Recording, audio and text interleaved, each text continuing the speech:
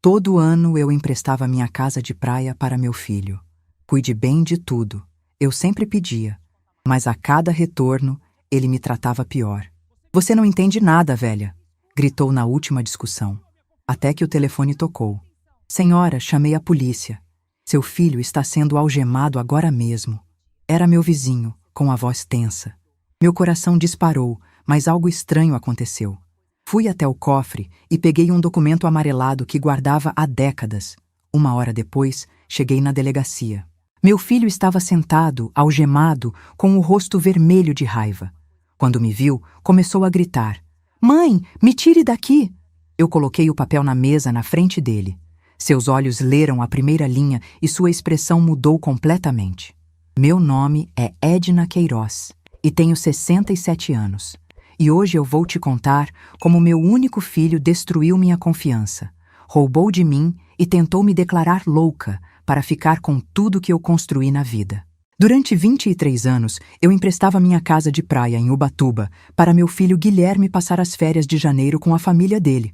Era um acordo que começou com meu marido Paulo ainda vivo e que eu mantive religiosamente depois que ele morreu há 12 anos. A casa fica na Praia Vermelha do centro, tem 4 quartos, piscina, churrasqueira e vista direta para o mar. Meu Paulo comprou ela em 1996, quando o Guilherme tinha só 12 anos. A gente passava todos os verões lá. Aquela casa tem a energia da nossa família feliz gravada nas paredes. Quando o Paulo morreu em 2012, a casa ficou só no meu nome por testamento. Mas eu continuei deixando o Guilherme usar todo janeiro porque eu achava que estava fortalecendo os laços familiares. Eu achava que estava sendo uma boa mãe. Guilherme levava a esposa Fernanda e meus 2 netos Marina, de 15 anos, e Pedro, de 12. Eu ficava em São Paulo enquanto eles aproveitavam a praia. Eu só queria ver minha família feliz. No começo era tudo tranquilo.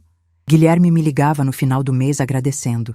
Mandava fotos dos meninos brincando na areia.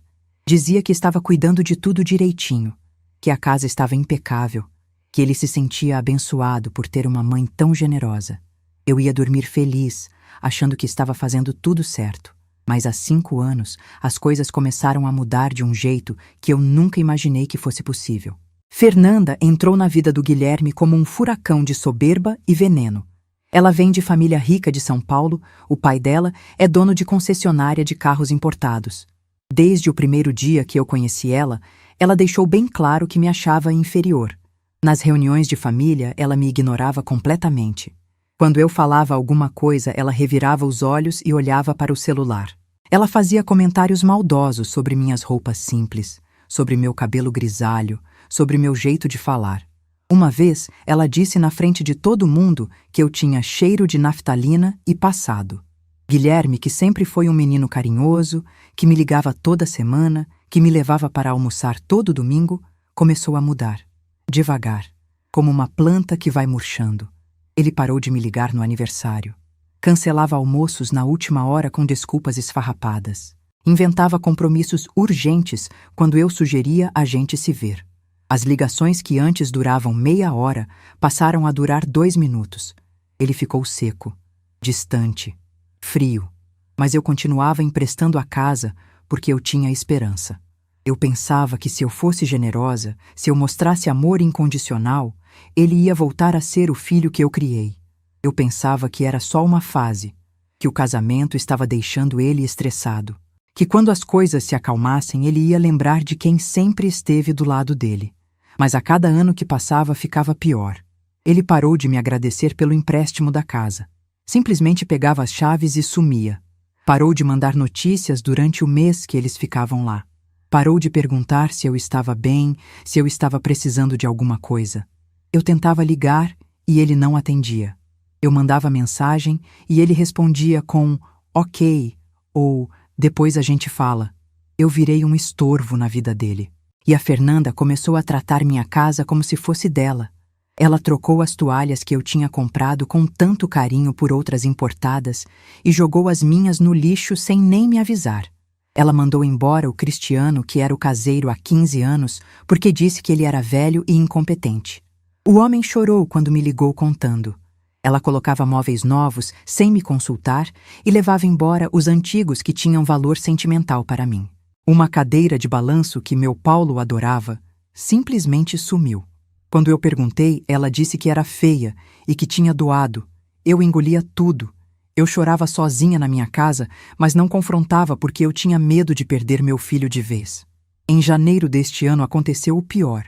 Eu liguei para o Guilherme na véspera de Ano Novo perguntando se eles iam usar a casa. Ele demorou 2 dias inteiros para me responder. 2 dias. Quando finalmente respondeu, foi seco, sem nenhum carinho. Mãe, a gente vai sim. Não precisa se preocupar com nada. Eu senti uma pontada no peito, mas tentei continuar a conversa. Eu disse que queria visitá-los pelo menos um dia para ver os netos porque fazia 6 meses que eu não via a Marina e o Pedro. 6 meses sem ver meus netos. Ele respondeu que não ia dar porque a Fernanda tinha convidado os pais dela e uns amigos influenciadores e ia ficar muito cheio. Fica para a próxima, mãe. Assim, friamente, como se eu fosse uma conhecida pedindo um favor. Eu senti uma facada no peito, mas engoli o choro e disse tudo bem, mas espera. Porque o que veio depois disso foi tão absurdo que até hoje eu me pergunto como um filho pode chegar a esse ponto. No dia 12 de janeiro, às 9 horas da noite, meu telefone tocou. Era o seu Valdir, vizinho da casa de praia há mais de 20 anos. Um senhor de 73 anos, aposentado, que sempre cuidou da nossa propriedade como se fosse dele.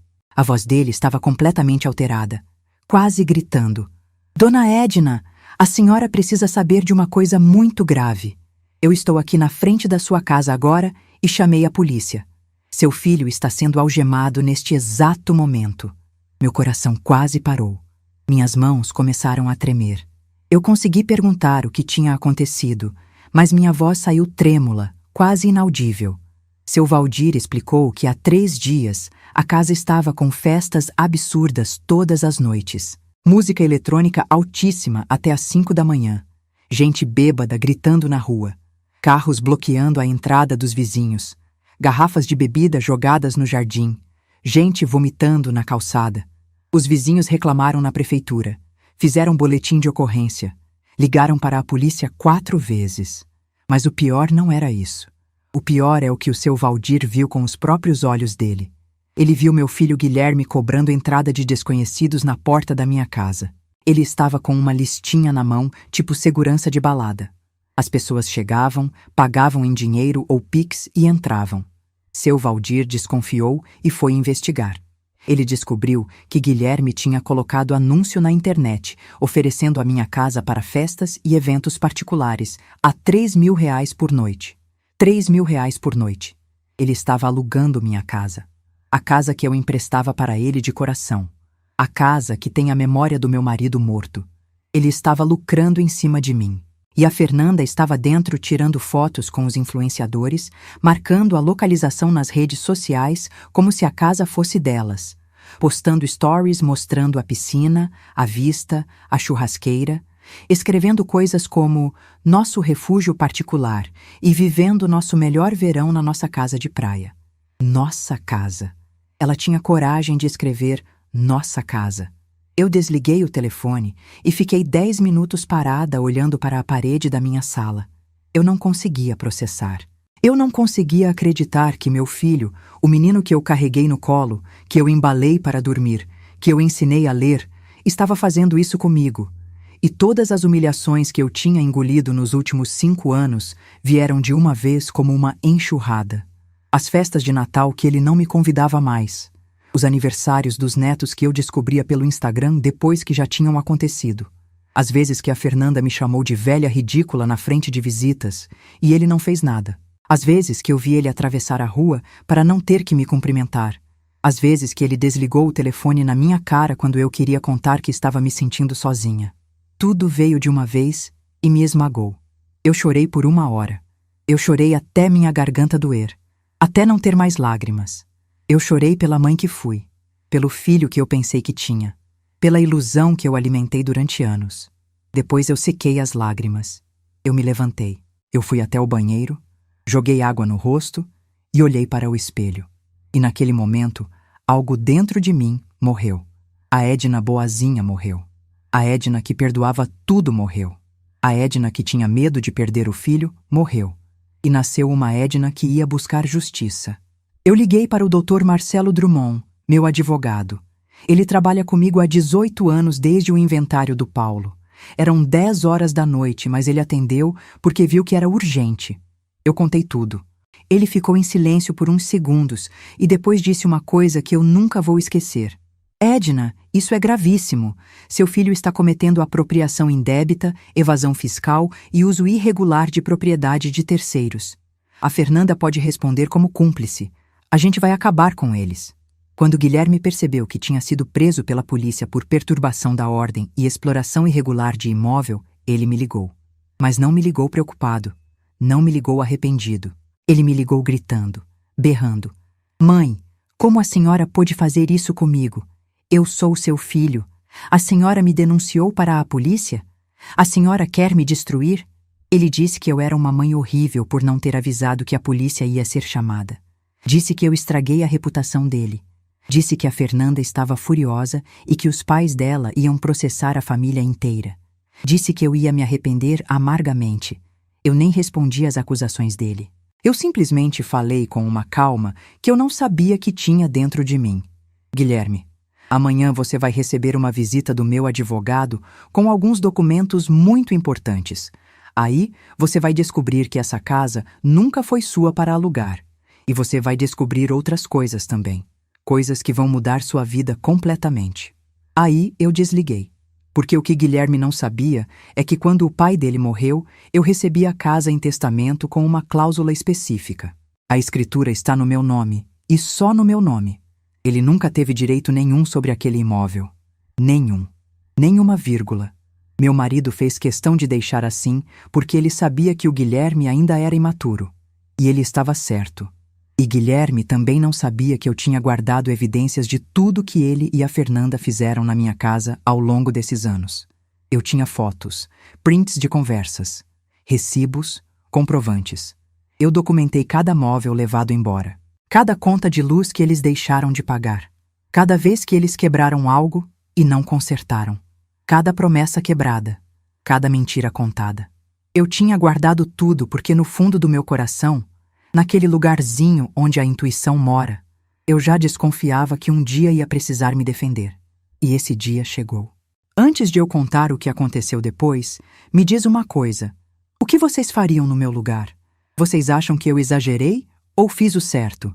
Deixa aqui nos comentários. Eu quero muito saber a opinião de vocês.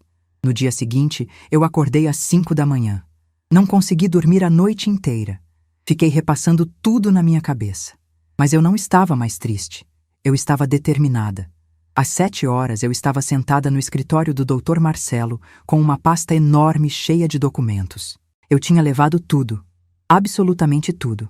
A escritura da casa provando que a propriedade era exclusivamente minha. Os prints do anúncio que Guilherme colocou na internet alugando o imóvel com fotos dos cômodos e descrição detalhada. Os extratos bancários que eu consegui com a ajuda de um contador mostrando que ele recebeu pagamentos via Pix de pessoas diferentes. Mais de R$42 mil em pagamentos de festas nos últimos 2 anos. R$42 mil que ele nunca me devolveu, que ele nunca mencionou. As fotos que seu Valdir tirou das festas com aglomerações ilegais de mais de 100 pessoas. Gente pulando na piscina bêbada. Gente usando drogas no jardim. Gente quebrando a cerca. E eu tinha as conversas de WhatsApp, porque eu ainda estava no grupo da família que a Fernanda criou. Ela esqueceu de me tirar. E eu vi tudo que ela escrevia para as amigas dela. Mensagens dizendo que aquela casa era o patrimônio que ela merecia ter. Que eu era só uma velha estorvo que um dia ia morrer e deixar tudo para eles. Que ela estava fazendo Guilherme crescer e se libertar da mãe controladora. Que eu não merecia nada porque sempre fui pobre e invejosa do sucesso deles. Dr. Marcelo leu tudo com atenção. Ele ia passando os papéis devagar, anotando coisas, balançando a cabeça. Quando terminou, ele me olhou e disse: Edna, isso aqui é muito mais grave do que eu imaginei. Ele não está só cometendo apropriação indébita. Ele está cometendo evasão fiscal porque não declarou essa renda. Ele está cometendo uso irregular de propriedade de terceiros com fim lucrativo. A Fernanda pode responder como cúmplice ativa porque ela participou da divulgação e da organização. Os dois podem pegar pena de reclusão. Eu senti um arrepio. Reclusão. Meu filho poderia ir preso por causa disso.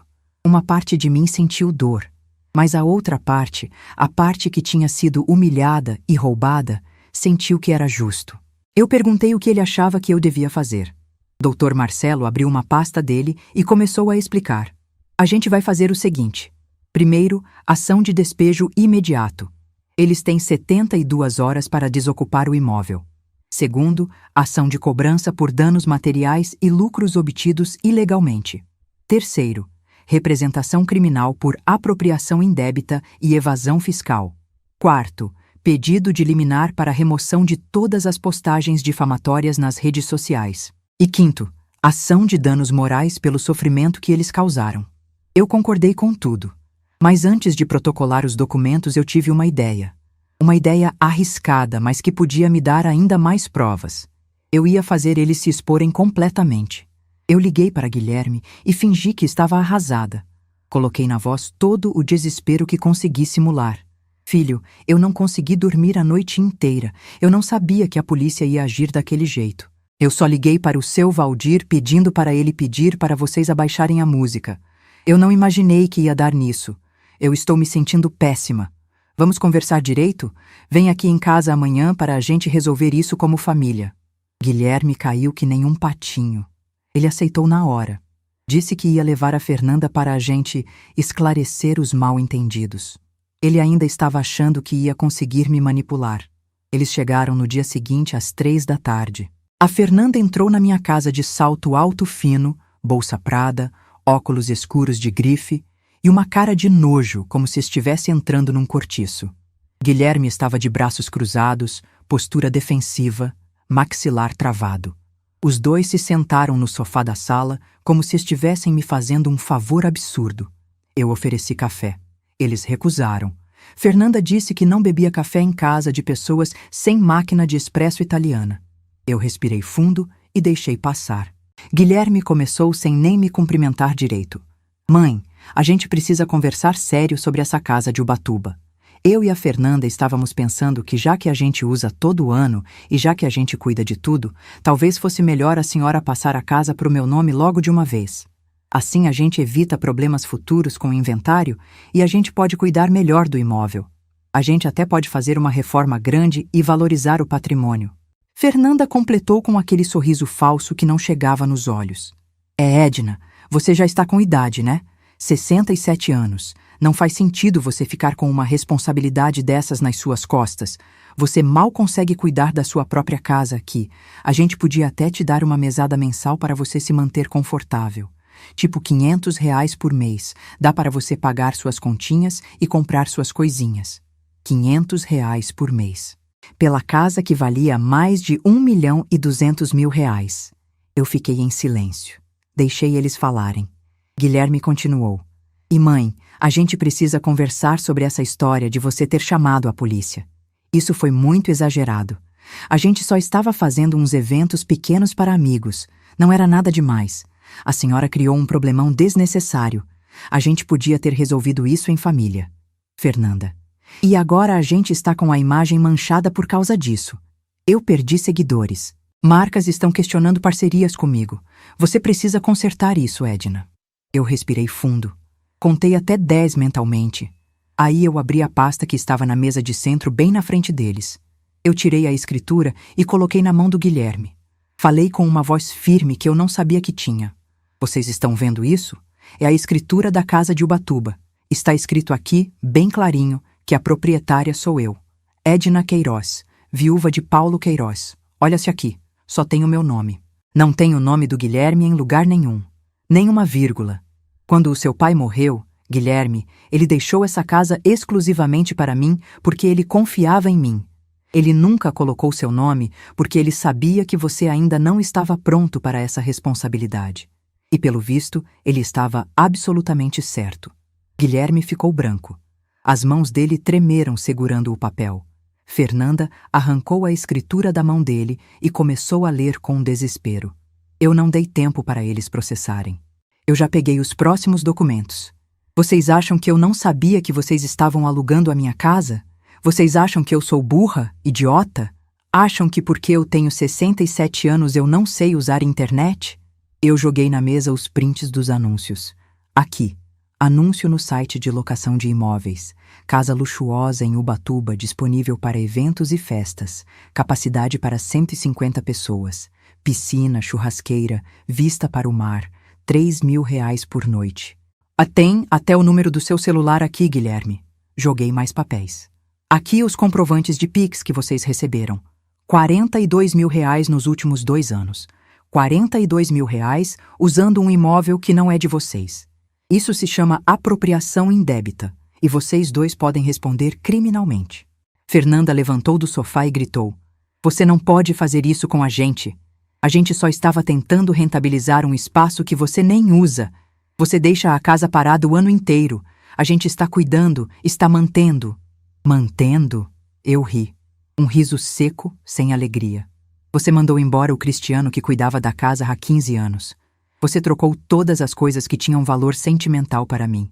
Você jogou fora a cadeira de balanço do meu marido morto. Você está mantendo! Guilherme finalmente reagiu. Ele me olhou com um ódio que eu nunca tinha visto antes. Um ódio que me fez dar um passo para trás. Mãe, a senhora está exagerando e fazendo escândalo por nada. A casa é da família. Eu sou seu único filho. Eu tenho direito. Aquelas palavras me acertaram como um tapa. Eu senti lágrimas queimando nos meus olhos, mas não deixei cair. Eu olhei direto nos olhos dele e respondi: Você não tem direito nenhum, Guilherme. Você tem obrigação de me respeitar e você não respeitou. Você me humilhou. Você me excluiu da vida dos seus filhos. Você deixou sua esposa me tratar como lixo. E agora você ainda tem coragem de dizer que está no seu direito de roubar de mim? Eu respirei fundo e peguei o último documento que Dr. Marcelo tinha preparado. Vocês têm 72 horas para desocupar completamente a casa de Ubatuba. Meu advogado já entrou com ação de despejo. Qualquer pertence de vocês que ficar lá depois desse prazo vai ser considerado abandonado. E tem mais. Joguei na mesa uma planilha detalhada. Eu vou cobrar cada centavo que vocês lucraram com o aluguel ilegal. R$ 42.000. Mais os danos que vocês causaram ao imóvel. Móveis quebrados, cerca destruída, jardim arruinado. Mais R$ 20.000. Mais as despesas que eu paguei sozinha todos esses anos enquanto vocês usavam a casa de graça. IPTU, condomínio, água, luz, manutenção. Mais R$ 25.000. O total que vocês me devem é de R$ 87.000. E meu advogado vai oficializar isso na justiça amanhã de manhã. Fernanda estava tremendo. O rosto dela estava vermelho. Ela gritou: Você vai se arrepender, Edna. Meu pai é amigo de juiz. A gente tem conexões. A gente vai destruir você. Você vai terminar seus dias sozinha numa casa de repouso esquecida. Guilherme pegou ela pelo braço com força e praticamente a arrastou para fora. Antes de sair, ele se virou para mim e disse baixo, com uma voz gelada: A senhora acabou de perder o único filho que tem, e os netos também. Marina e Pedro nunca mais vão querer ver a senhora. Espero que tenha valido a pena. A porta bateu. Eu fiquei sozinha na minha sala. Minhas pernas estavam bambas. Eu me sentei no sofá e fiquei olhando para os documentos espalhados na mesa. Eu estava tremendo da cabeça aos pés. Mas pela primeira vez em 5 anos, eu senti que tinha feito a coisa certa. Eu tinha me defendido. Eu tinha dito não. Eu liguei para a Dona Amélia, minha amiga de infância, e contei tudo. Ela veio correndo. Ficou comigo a noite inteira segurando minha mão enquanto eu chorava. Mas no dia seguinte, quando eu acordei, eu não estava mais triste. Eu estava pronta para a guerra. No dia seguinte, Dr. Marcelo me ligou às 8 da manhã. A voz dele estava séria. Edna, eles entraram com contestação. E não é qualquer contestação. Eles contrataram um escritório grande e estão alegando que você deu permissão verbal para o uso comercial da casa, que era um acordo tácito entre vocês, que você sabia de tudo e está voltando atrás agora por problemas psicológicos relacionados à idade. Meu estômago revirou. Problemas psicológicos? É. Eles estão dizendo que você está tendo episódios de confusão mental e que precisa de acompanhamento. E tem pior, Edna. Muito pior. O que pode ser pior que isso? A Fernanda está espalhando nas redes sociais dela que você é uma mãe abusiva que está perseguindo o próprio filho por inveja do sucesso dele. Ela fez 3 posts ontem à noite. Um deles já tem mais de 50.000 curtidas. Ela está chorando nos vídeos dizendo que você sempre foi controladora e agressiva, que você batia no Guilherme quando ele era criança, que você ameaçou tirar os netos dela. Eu senti o chão desaparecer debaixo dos meus pés. Minha respiração ficou curta. Ela está mentindo descaradamente. Eu sei, Edna, e a gente vai provar isso. Mas eu preciso que você fique calma. Não responda nada nas redes sociais. Não faça nenhum comentário público. Deixa comigo. Eu já pedi uma liminar para derrubar as postagens por difamação. E eu vou pedir danos morais extras por isso. Mas eu não conseguia ficar calma. Eu entrei nas redes sociais da Fernanda. Vi os vídeos. Ela estava chorando, com a voz embargada, dizendo que eu sempre fui uma mulher amargurada que nunca aceitou o casamento deles, que eu inventava coisas para separá-los, que eu ligava no meio da noite fazendo escândalo, que eu aparecia sem avisar na casa deles para vigiar. Tudo mentira, tudo absolutamente inventado. E pior, os comentários. Essas sogras tóxicas são um perigo. Pobre moça, deve sofrer tanto com essa mulher. Idosos às vezes ficam paranoicos mesmo, precisa de tratamento. Alguém precisa internar essa senhora antes que ela faça algo pior. Eu fechei o aplicativo e chorei. Chorei de raiva, de impotência, de humilhação. Mas o pior ainda estava por vir. Nos 15 dias seguintes, Guilherme e Fernanda entraram em modo de guerra total. Eles não estavam mais se defendendo. Eles estavam atacando para destruir. Eles contrataram um advogado caríssimo de um escritório grande de São Paulo. Um homem de terno italiano que começou a me encher de processos. Uma enxurrada de papéis chegando na minha casa todo dia. Primeiro veio uma ação dizendo que eu era mentalmente incapaz de administrar meus próprios bens, que eu precisava de um curador e que Guilherme, como único filho, devia ser nomeado meu curador legal para proteger meu patrimônio de decisões irracionais causadas por declínio cognitivo. Junto com a ação veio um laudo psiquiátrico, um laudo assinado por um doutor, Heitor Pamplona, psiquiatra, dizendo que pessoas da minha idade frequentemente desenvolvem demência senil, comportamentos paranoicos, perda de memória e incapacidade de tomar decisões financeiras complexas. O laudo dizia que eu apresentava sinais claros de deterioração mental, baseado em relatos de familiares próximos. O psiquiatra nem me conhecia, nunca tinha falado comigo, nunca tinha me examinado, mas tinha assinado um laudo me declarando incapaz. Eu fiquei apavorada, aterrorizada, porque se aquele laudo fosse aceito, eu ia perder tudo. Eles iam ter controle total sobre minha casa, minha conta bancária, minha vida inteira. Eu liguei para Dr. Marcelo chorando. Ele tentou me acalmar, mas eu ouvia na voz dele que a situação era séria. Edna, esse laudo é claramente fraudulento. Nenhum psiquiatra sério faz diagnóstico sem examinar o paciente. A gente vai contestar e pedir uma perícia independente. Mas eu preciso ser honesto com você. Até sair a decisão da perícia pode demorar. E eles vão tentar usar esse tempo para conseguir uma liminar de interdição provisória. Eles conseguiram pagar testemunhas falsas também. 3 pessoas que eu nem conhecia assinaram declarações dizendo que me viram em situações de confusão mental. Uma disse que me viu no mercado conversando sozinha e xingando pessoas que não existiam. Outra disse que me viu perambulando perdida no bairro sem saber onde morava. A terceira disse que eu bati na porta dela no meio da noite achando que era minha casa. Tudo mentira. Tudo inventado. Tudo comprado com dinheiro. Eu liguei para a Dona Amélia desesperada. Era meia-noite, mas eu não conseguia parar de chorar. Ela veio na minha casa de pijama mesmo e ficou comigo até o sol nascer. Ela segurou minhas mãos e disse: Edna, você não pode desistir agora. Você sabe que você está lúcida. Você sabe que eles estão mentindo. A verdade sempre aparece. Sempre. A gente vai provar que você está perfeita. E eles vão pagar por cada mentira. Mas no dia seguinte, aconteceu algo que me destruiu por dentro. Fernanda conseguiu convencer Marina e Pedro, meus netos, a gravarem um vídeo.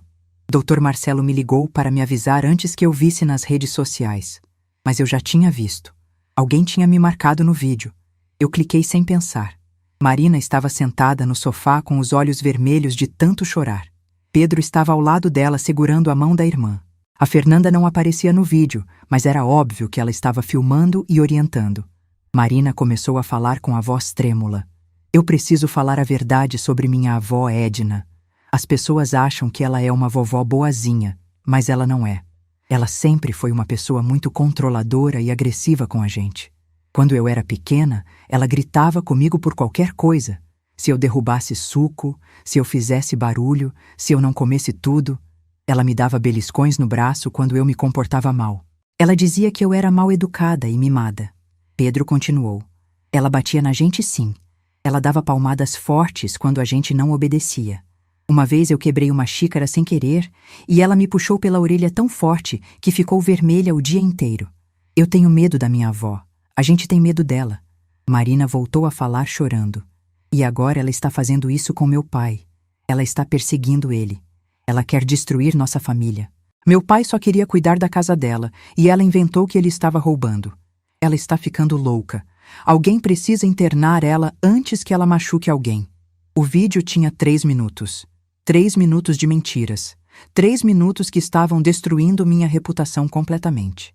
Quando terminou, eu vi que já tinha mais de 200 mil visualizações. Os comentários eram horríveis. Que vó monstro! Deus me livre! Precisam tirar essa mulher do convívio social. Criança não mente sobre abuso. Acreditem nelas. Essa senhora precisa de internação imediata. Eu senti algo quebrar dentro de mim, porque não importava que fosse tudo mentira. Não importava que eu nunca tinha encostado um dedo naquelas crianças. Não importava que eu sempre fui carinhosa com eles. As pessoas estavam acreditando. O mundo inteiro estava me vendo como um monstro.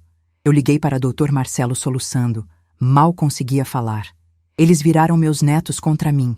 Fizeram eles mentirem. Como eu vou provar que isso é mentira? Como?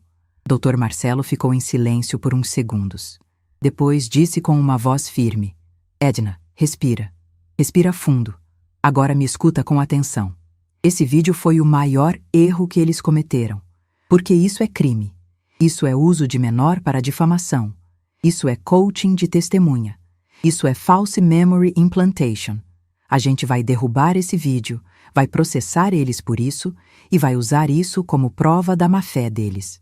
Mas e se não der tempo? E se a juíza acreditar neles antes?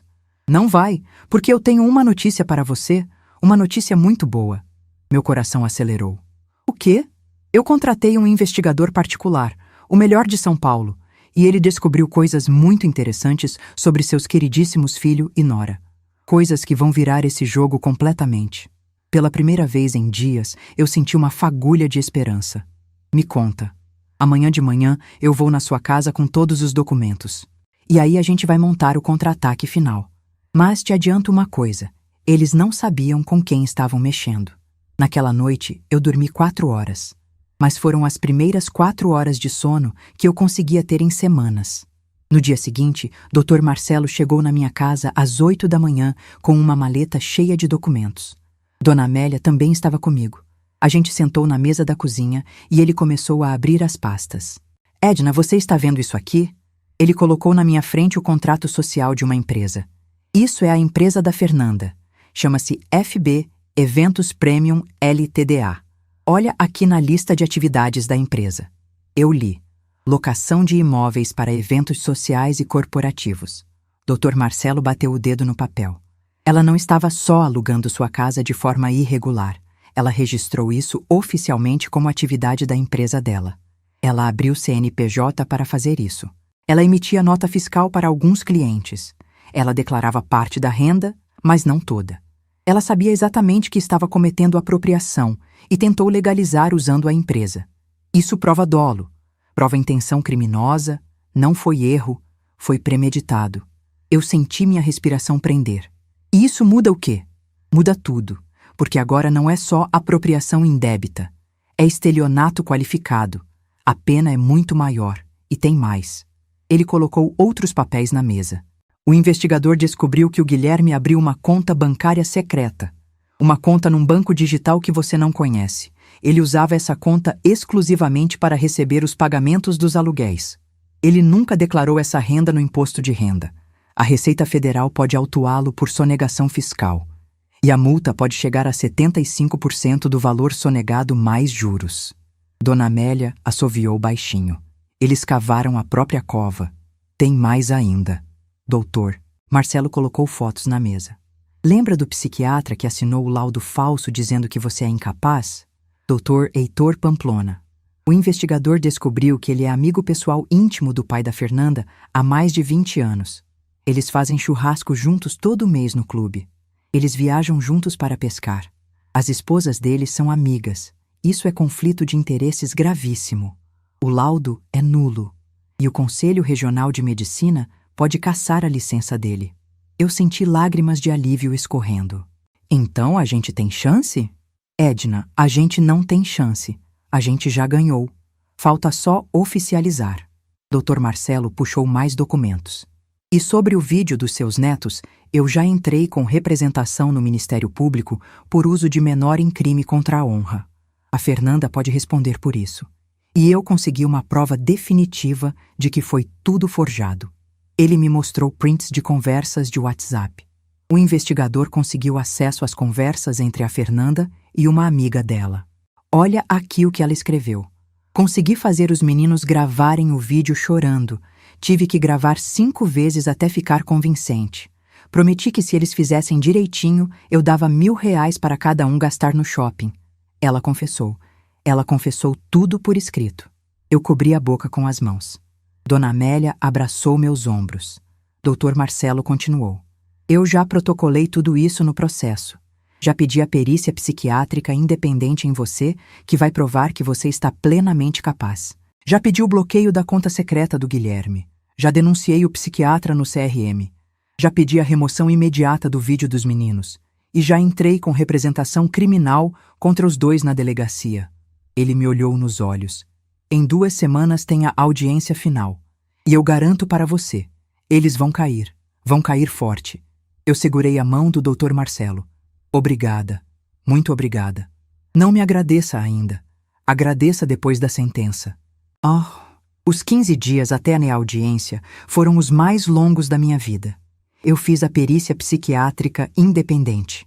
Passei 3 horas com uma psiquiatra séria que me fez testes de memória, de raciocínio lógico, de cognição. No final ela disse: Senhora Edna, a senhora está com a mente mais lúcida que muito jovem de 30 anos que eu atendo. Não há absolutamente nenhum sinal de demência ou comprometimento cognitivo. Aquilo foi como um bálsamo na minha alma ferida. No dia da audiência, eu acordei às 5 da manhã. Vesti minha melhor roupa. Um conjunto social simples, mas elegante. Prendi o cabelo, coloquei a aliança de casamento que eu nunca tiro. Olhei no espelho e respirei fundo. Dona Amélia foi comigo. A gente chegou no fórum às 8h30. A audiência era às 9h. Guilherme e Fernanda já estavam lá com o advogado deles. Quando me viram, eles me fuzilaram com os olhos. Fernanda estava de óculos escuros dentro do fórum. Guilherme estava pálido, com olheiras profundas. A gente entrou na sala da juíza. A doutora Paula Mendonça, uma mulher de uns 50 anos, de semblante sério, mas olhar justo. A audiência começou. O advogado deles falou primeiro. Tentou dizer que tudo era um mal-entendido, que Guilherme acreditava de boa fé que tinha direito à casa, que a relação entre mãe e filho estava deteriorada por problemas de saúde mental meus, que o vídeo dos netos era espontâneo, que eles só queriam o melhor para mim. Quando terminou, Dr. Marcelo se levantou. E foi implacável. Ele começou lendo trechos do laudo da perícia psiquiátrica independente que atestava minha plena capacidade mental. Depois leu o relatório do investigador, mostrando o conflito de interesses do Dr. Pamplona. Depois mostrou os prints das conversas da Fernanda, confessando que forjou o vídeo dos netos. Depois mostrou o contrato social da empresa dela com locação de imóveis como atividade. Depois mostrou os extratos da conta secreta do Guilherme. Depois mostrou os cálculos da Receita Federal sobre sonegação fiscal. A juíza ia ficando cada vez mais séria conforme ouvia. Em determinado momento, ela interrompeu e perguntou diretamente para Guilherme: O senhor confirma que abriu uma conta bancária para receber pagamentos de aluguéis de um imóvel que não é seu e não declarou essa renda? Guilherme gaguejou. Eu achei que a casa eventualmente seria minha. Então, responda sim ou não. Sim, a juíza olhou para Fernanda. E a senhora confirma que orientou menores de idade a gravarem vídeo com acusações falsas contra a avó deles mediante pagamento? Fernanda tirou os óculos. Estava com os olhos inchados. Eu não forcei nada. Eles queriam fazer. Eles têm medo dela mesmo. Dr. Marcelo interveio. Meritíssima. Eu tenho aqui os prints onde a ré confessa textualmente que teve que gravar 5 vezes até ficar convincente. A juíza pegou os prints. Leu em silêncio. Balançou a cabeça. Vou proferir a sentença. Meu coração disparou. Dona Amélia apertou minha mão. A juíza começou a ler e cada palavra era como música para meus ouvidos.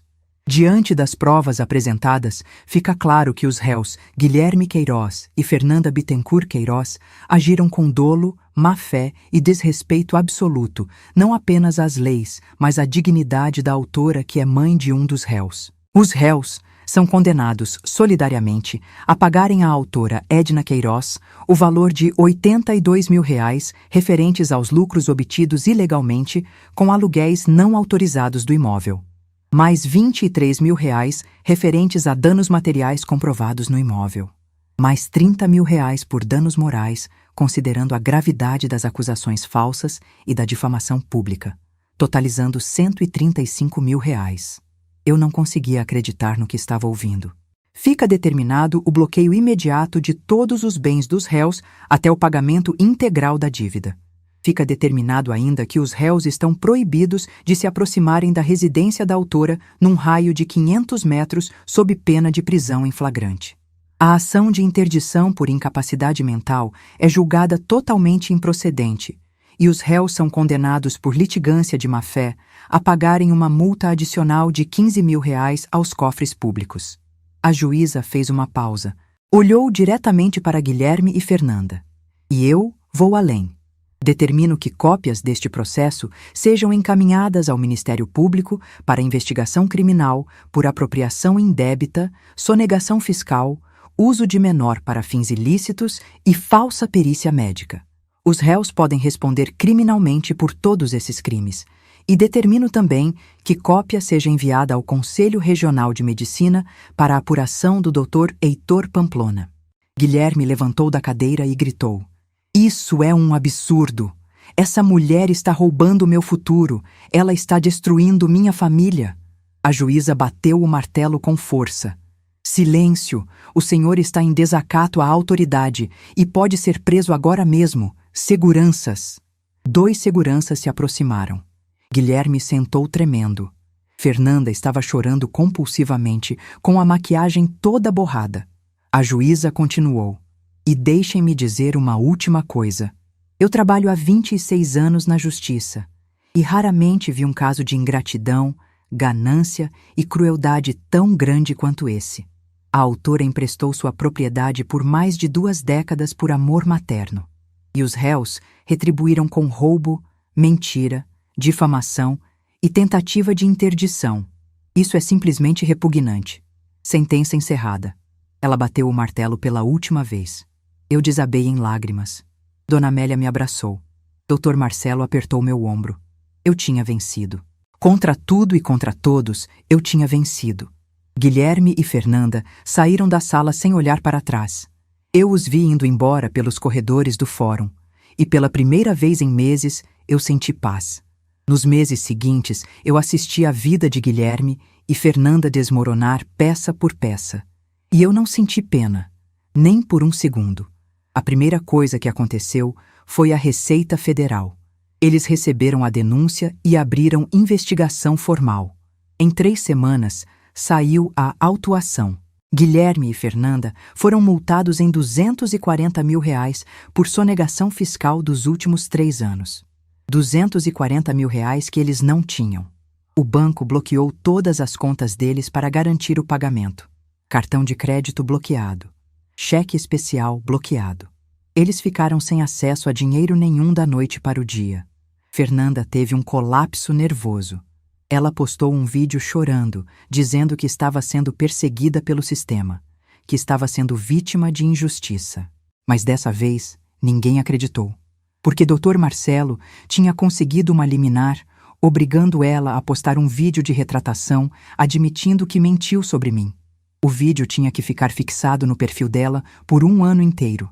E toda vez que alguém entrava no perfil dela, via aquilo. As marcas começaram a romper contratos, uma por uma. Empresa de cosméticos cancelou, marca de roupas cancelou, aplicativo de delivery cancelou. Em 2 meses ela perdeu toda a renda que tinha como influenciadora. De R$20 mil por mês para 0. Guilherme sofreu algo ainda pior. O escritório de arquitetura onde ele era sócio com outros 2 arquitetos descobriu o escândalo. Eles o chamaram para uma reunião. Eu soube disso depois pelo investigador que Dr. Marcelo manteve monitorando eles. Os sócios disseram que a reputação do escritório estava sendo manchada, que clientes estavam cancelando projetos porque não queriam se associar com alguém envolvido em apropriação indébita e sonegação fiscal. Eles deram um ultimato: ou Guilherme saía da sociedade ou eles fechavam o escritório. Guilherme foi obrigado a vender sua parte, e vendeu por um valor muito abaixo do mercado porque estava desesperado por dinheiro. Ele recebeu R$120 mil pela parte dele que valia pelo menos 300 mil. E esse dinheiro foi imediatamente bloqueado pela justiça para pagar as dívidas comigo e com a Receita. Eles tentaram segurar o apartamento deles. Era um apartamento lindo de 3 quartos no Jardim Europa que valia R$1.800.000. Mas não conseguiram pagar as 3 prestações do financiamento. O banco começou o processo de execução. Eles foram despejados em 90 dias. Eu soube que no dia do despejo Fernanda chorou tanto que os vizinhos chamaram a polícia achando que ela estava sendo agredida. Ela se recusava a sair. Gritava que aquela era a casa dela, que ela tinha construído aquela vida. Guilherme teve que praticamente arrastá-la para fora. Eles se mudaram para um apartamento alugado de 2 quartos em São Caetano do Sul, um bairro bem mais distante e simples. O aluguel era R$2 mil, mas mesmo assim estava pesado para eles.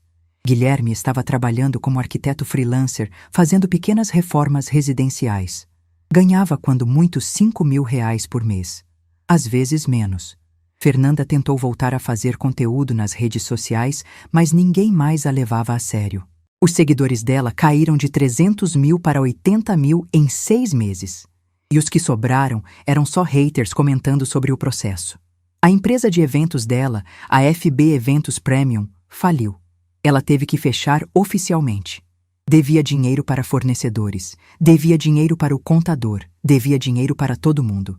Mas o pior golpe para ela veio do próprio pai. O Sr. Bittencourt, o pai dela, que era dono da concessionária de carros importados, ficou furioso com o escândalo. Ele ligou para ela gritando que ela tinha manchado o nome da família, que ele tinha amigos juízes, empresários, políticos, que todo mundo estava comentando sobre a filha dele que roubou da sogra idosa. Ele disse que ela era uma vergonha e cortou relações. Ele parou de pagar a mesada mensal de R$5 mil que sempre deu para ela desde que ela casou. Parou de pagar o convênio médico, parou de pagar tudo. Fernanda implorou, chorou ao telefone, mas ele desligou e bloqueou o número dela. A mãe dela também. A família inteira virou as costas. E sabe o que aconteceu depois? A Fernanda pediu o divórcio do Guilherme. Ela não aguentou a queda do padrão de vida. Não aguentou morar num apartamento alugado sem varanda. Não aguentou andar de ônibus porque eles tiveram que vender os 2 carros para pagar dívidas. Não aguentou não poder mais comprar bolsa de grife. Ela simplesmente abandonou ele. Pegou as malas numa tarde e foi embora. Voltou para a casa dos pais implorando para eles a aceitarem de volta. Eles aceitaram, mas com condições humilhantes. Ela tinha que trabalhar na concessionária como recepcionista, ganhando salário mínimo. Ela que nunca trabalhou um dia na vida. Marina e Pedro, meus netos, ficaram morando com o Guilherme no apartamento apertado. Mas eu soube que eles estavam sofrendo muito. Pedro teve depressão. Marina desenvolveu ansiedade. Os 2 tiveram que trocar de escola, porque não dava mais para pagar a particular. Foram para a escola pública. E eu estava finalmente em paz. Com o dinheiro que recebi da indenização, eu reformei completamente a casa de Ubatuba. Pintei de cores claras, troquei os móveis, coloquei plantas por todo lugar, consertei a cerca, reformei a piscina, deixei tudo lindo. E aí eu tive uma ideia que deu sentido para todo o sofrimento que eu passei. Eu transformei a casa num espaço de retiro para mulheres idosas que sofreram abandono familiar. Eu e Dona Amélia coordenamos tudo. A gente conseguiu doações de empresas locais. A gente oferece hospedagem gratuita de uma semana para senhoras que estão passando por situações de solidão, depressão ou conflito familiar grave. A gente recebe elas, oferece terapia em grupo, passeios pela praia, oficinas de artesanato, rodas de conversa. Já recebemos 23 mulheres nos últimos 8 meses. Cada uma com uma história de dor. Cada uma carregando mágoas de filhos ingratos, de netos que não ligam, de famílias que abandonaram. E a gente se ajuda. A gente chora junto. A gente ri junto. A gente se cura junto. Eu me sinto útil de novo. Eu me sinto viva de novo. Eu finalmente encontrei meu propósito. Uma das senhoras que recebemos, Dona Clarice, de 72 anos, me disse algo que eu nunca vou esquecer. Edna, você transformou sua dor em acolhimento para outras pessoas. Isso é a coisa mais linda que alguém pode fazer. Eu chorei quando ela disse isso, porque era exatamente assim que eu me sentia. 3 meses depois do julgamento, numa terça-feira chuvosa de abril, minha campainha tocou às 7 da noite. Eu abri a porta e quase caí para trás de susto. Era Guilherme. Mas não era o Guilherme que eu conhecia. Ele estava irreconhecível. Barba grande e desgrenhada por fazer. Cabelo comprido e sujo. Olheiras profundas e roxas. Roupa amassada que parecia que ele tinha dormido nela por dias. Ele estava mais magro, os olhos fundos, a pele pálida. Ele começou a chorar antes mesmo de falar qualquer coisa. Lágrimas grossas descendo pelo rosto. Mãe, eu preciso falar com a senhora. Eu fiquei parada na porta sem saber o que fazer. Meu primeiro instinto foi fechar a porta na cara dele, mas alguma coisa me impediu. Guilherme, o que você quer? Eu vim pedir perdão. De joelhos, do fundo do meu coração. Ele realmente se ajoelhou ali na porta da minha casa. Na chuva, soluçando. A Fernanda me deixou. Meus sócios me expulsaram. Eu perdi tudo. Absolutamente tudo. O apartamento, os carros, a empresa, o dinheiro. Eu estou morando num apartamento de 2 cômodos com meus filhos. Eu mal consigo pagar as contas. A Marina está em depressão. O Pedro não fala mais comigo direito. Minha vida desmoronou completamente. Ele levantou o rosto molhado de chuva e lágrimas para mim. E eu mereço. Eu mereço cada segundo desse sofrimento. Porque eu fui o pior filho do mundo. Eu tratei a senhora como lixo. Eu roubei da senhora. Eu tentei declarar a senhora incapaz. Eu destruí a senhora publicamente. Eu virei meus próprios filhos contra a senhora. Eu fiz coisas que eu nunca imaginei que seria capaz de fazer. Ele fungou. Limpou o nariz com a manga da camisa molhada. Eu sei que a senhora não tem motivo nenhum para me perdoar. Eu sei que eu não mereço perdão. Mas eu estou aqui implorando. Porque a senhora é a única pessoa que eu tenho no mundo. Minha esposa me abandonou. Meu sogro me odeia. Meus amigos sumiram. A senhora é tudo que me resta. Eu olhei para ele por um longo tempo. Eu senti meu coração apertar. Porque mesmo depois de tudo, aquele ainda era meu filho. Aquele ainda era o menino que eu carreguei no colo, que eu embalei para dormir, que eu ensinei a andar. Mas aí eu lembrei. Eu lembrei dele me ignorando no Natal enquanto comemorava com a família da Fernanda. Eu lembrei da Fernanda me chamando de velha ridícula e ele rindo junto. Eu lembrei dele atravessando a rua para não ter que falar comigo. Eu lembrei dele cobrando entrada de estranhos na minha casa. Eu lembrei do processo tentando me declarar louca.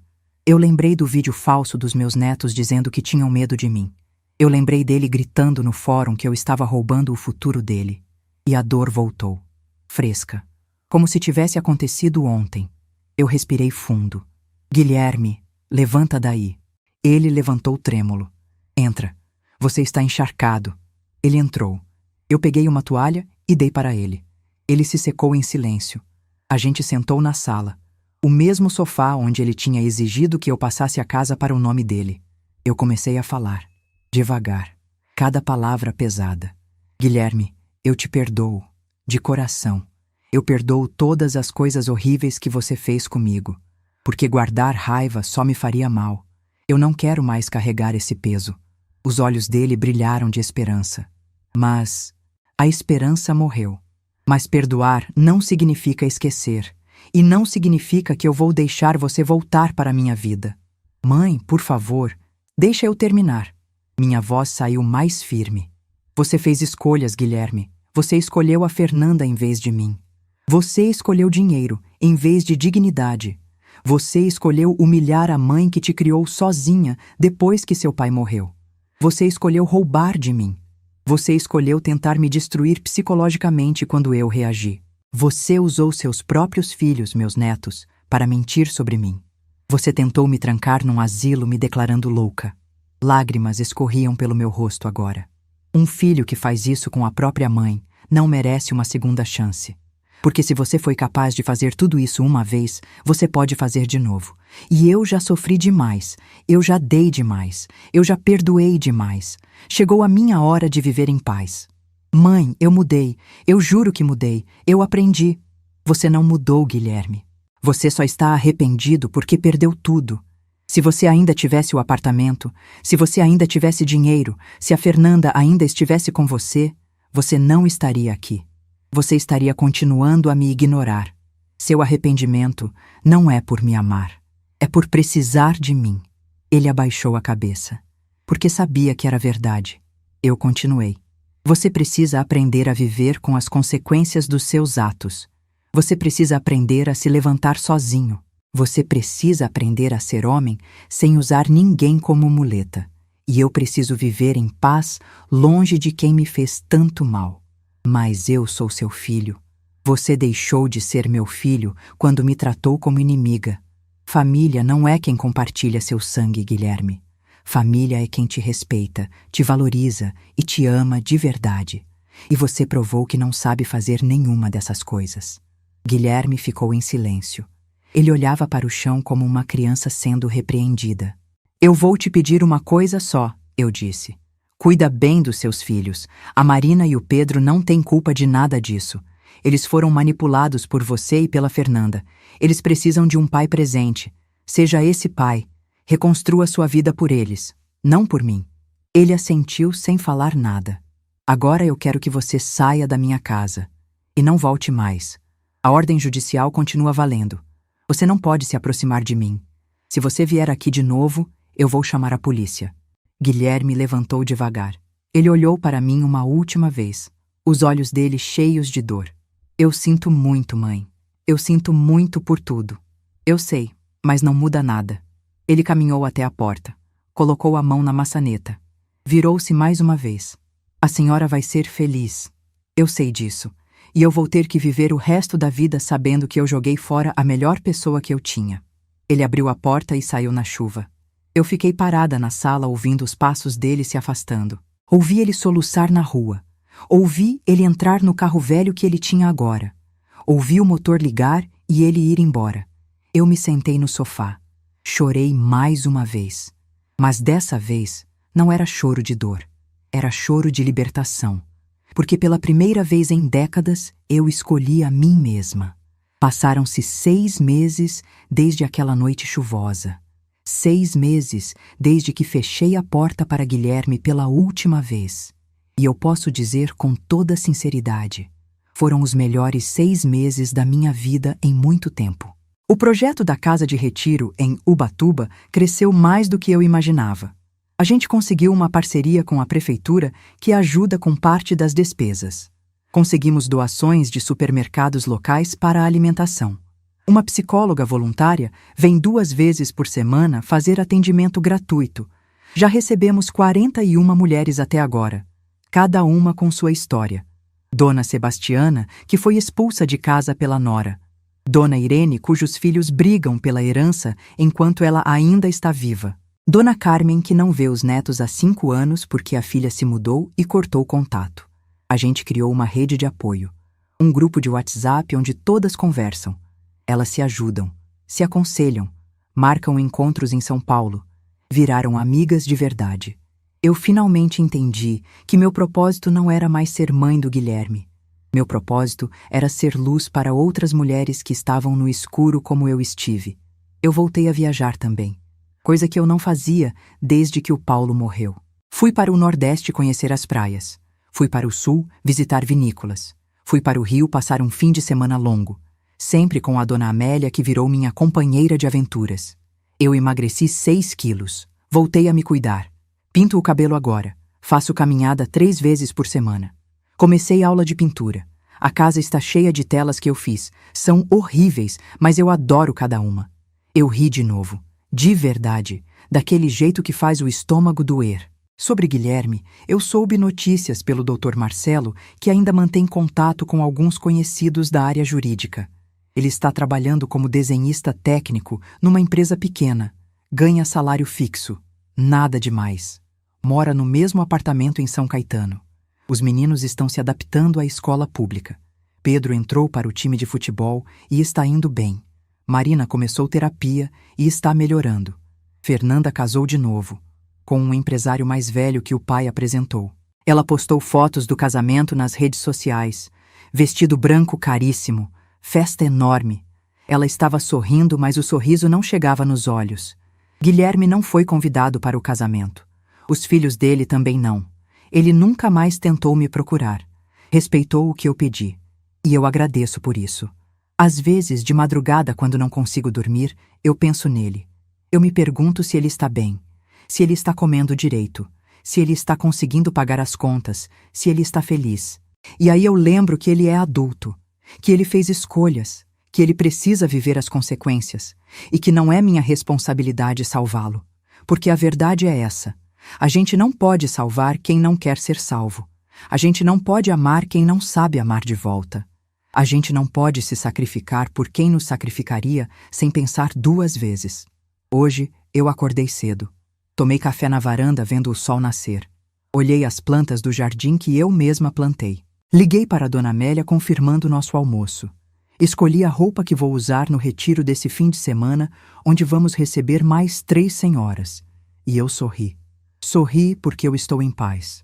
Uma paz profunda que ninguém pode tirar de mim. Tem gente que pode pensar que eu fui cruel com meu filho, que mãe de verdade perdoa sempre, que família é família independente de qualquer coisa, que eu deveria ter dado mais uma chance. Mas essas pessoas não viveram o que eu vivi, não sentiram a dor que eu senti, não foram traídas por quem mais amavam no mundo. Perdoar não significa voltar. Perdoar significa liberar a raiva para que ela não te destrua por dentro. E eu perdoei, de coração. Mas eu escolhi seguir minha vida sem quem me fez mal. E não há nada de errado nisso. Porque às vezes, a coisa mais amorosa que você pode fazer por si mesma é se afastar, é fechar a porta, é dizer não, é escolher sua paz em vez da presença de alguém que só te machuca. E a verdade que eu aprendi depois de 67 anos de vida é essa.